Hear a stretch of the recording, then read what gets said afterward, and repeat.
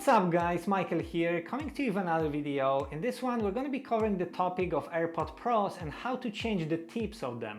So let's get started.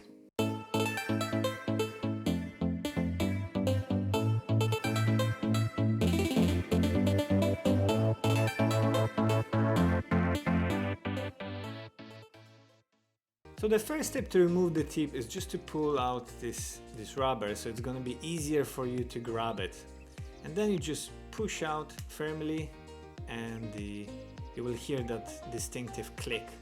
Now, something to mention is that the tip has a specific shape, so if you want to attach it back again, you have to properly align it and then push it in, and you will hear that click as well. And then just put the rubber back in and repeat the same steps for the other earphone as well. I hope you guys enjoyed this video. If you did, please like the video, subscribe, and I will see you in the next one. Thanks!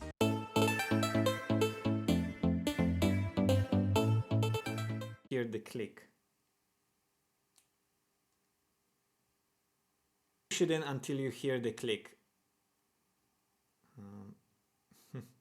Yeah, it's not that easy actually.